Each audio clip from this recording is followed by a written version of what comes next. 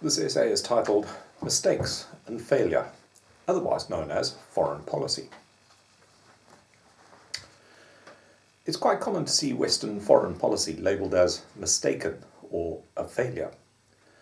A recent article by the respected writer and professor of economics, Rodrigue Tremblay, for example, was titled US Policy of Isolating Russia and Expanding NATO is a Dismal Failure. And the equally respected historian Mark Curtis wrote this, quote, Anglo-American attempts to shape the Middle East in accordance with their interests have largely failed in Iraq and Afghanistan. It's not unlike those well-meaning folk who sometimes talk about giving power back to the people. They don't seem to realise that the people have never had any power, not officially anyway. The people actually have immense power, but have never been allowed to organise themselves for long enough to use it in any coordinated or coherent way. Perhaps it's deemed acceptable for critics to explain Western foreign policy in these terms, but in my view, there's one small problem with it. It isn't true. The events which become labelled as mistakes or failures are neither mistaken or failures. They're intentional and highly successful. The evidence for this is fairly convincing. Consider, for example, Robert Asprey writing in his substantial tome, War in the Shadows, and I quote, "We've grossly misused our political power, if it may be called that, by planting the CIA in some 60 countries to carry on its work of subversion. We have misused our military power in forcing our weapons on scores of nations around the globe, maintaining military organizations and alliances like NATO and CETO, the first of which has outlived its usefulness, the second of which never had any usefulness to begin with. History may yet find the United States chiefly responsible for exacerbating the disunity of Germany and the division between East and West by exploiting Germany for Cold War purposes. That seems to be the de Gaulle interpretation of our role in Europe, and de Gaulle is more often right than wrong." And the historian David Fromkin, writing about events 100 years ago, provides a little more hard evidence of the possibility that mistakes and failure are anything but mistakes and failures, and are in fact the deliberate intention of empire. And I quote, "A memorandum from the Foreign Department of the Government of India, forwarded to the India office with support from the governors of Aden, Bombay and elsewhere, explained that what we want is not a united Arabia, but a weak and disunited Arabia, split up into little principalities so far as possible under our suzerainty, but incapable of coordinated action against us, forming a buffer against the powers in the West." So I don't think it's helpful to suggest that the foreign policies of today's Western governments are mistakes or failures, because those words suggest some sort of prior intention to do something good and noble, which, unfortunately, went a little awry this time. But never mind. Lessons have been learnt, and we'll try very hard to get it right next time. Calling the consistently unmitigated disasters of the Anglo-French-American foreign policy towards Iraq and Afghanistan, Libya and Syria, Egypt and occupied Palestine, to name but a few of the more recent debacles, mistakes and failures, is basically to justify and excuse them, to allow the same people to try the same thing again and again and again.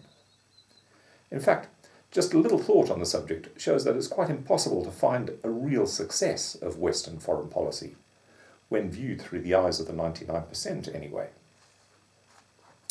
And this goes to the heart of the problem. Who gets to decide what is success or failure? The 1% or the 99%? It is, of course, a rhetorical question. The 1% decide everything.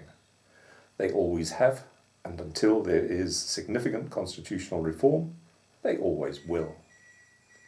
And if Western foreign policy was really disastrous as far as the 1% was concerned, it would have been changed a long, long time ago. As far as the 1% is concerned, Western foreign policy is a stonking success. The evidence is obvious. All one needs to do is look at the winners and losers. Let's do the losers first, because that's the quickest. The losers are the people, the 99%, in their hundreds of millions, their murdered families, shattered lives, and ruined countries. On the other hand, the 1% have made vast fortunes from Western foreign policy and secured for themselves power and glory. There are all the arms makers and dealers for a start, the scum of the earth, who have always showered themselves with riches by selling death and destruction to anyone who will buy it. And there's never any shortage of customers. Ideally, these subhuman monsters will sell their death and destruction to both sides in a conflict. Then there are the bankers who, as a species, are not very much further up the food chain than the arms makers. Their vast profits come from arranging loans, mostly to puppet governments in the form of aid. Aid, which must be spent buying from approved 1%ers, obviously. There are a whole multitude of other corporations, the creatures of the 1%, drooling in the wings of Western foreign policy initiatives, waiting to sink their fangs into juicy aid contracts. The construction companies profiteering by jerry-building infrastructures shattered by the products of the arms makers. Energy and utility companies poised like vultures to monopolize control of ruined energy supplies and communications. Security companies ready to protect all the assorted scavengers. Mining companies, agricultural monstrosities ready to loot any natural resources. And so the list goes on. Then, of course, there are the mighty organs of state, the military and so-called intelligence services. Organs of state which have absolutely no interest or desire in seeing a peaceful world. No general in his right mind wants a smaller army or less of the planet's real estate to spread out over and seek new wars in.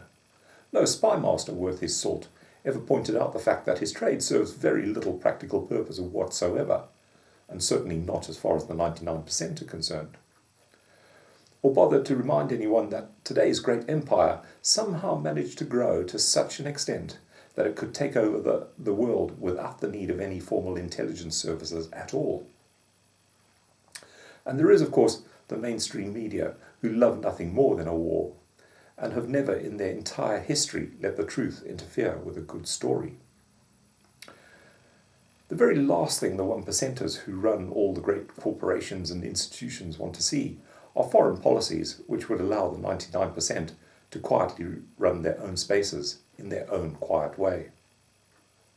If all this was not quite enough evidence of why the mistakes and failures of Western foreign policy are not in fact mistakes and failures at all, we could always pose the question about secrecy. If the foreign policies of our trusted leaders were for good and noble reasons, why do they need to maintain such secrecy about their actions? Why do they need to ensure their records must remain hidden for decades into the future?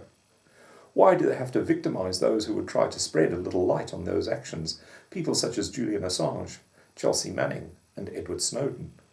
Why do ordinary citizens have to have their every movement tracked and their every conversation spied upon, whilst those who would try to reveal to us the actions of our trusted leaders must live their lives as political prisoners or persecuted fugitives?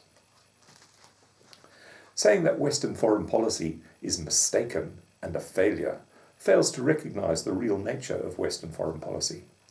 Our great trusted leaders are not interested in acting in the best interests of people living in foreign countries. And they never have been. They're not even interested in acting in the best interests of their own people, let alone those living thousands of miles away. Calling these things mistakes and failures suggests previously held noble intentions. Intentions which have sadly failed to materialize this time. Intentions which have, in fact, never existed. Western foreign policy is all about pursuing the short-term interests of the 1%. It's about making quick and vast profits for big business, and empire building for spy masters and generals, and getting out and moving on before the balloon goes up and well-intentioned folk start talking about mistakes and failures and lessons to be learned and returning power to the people.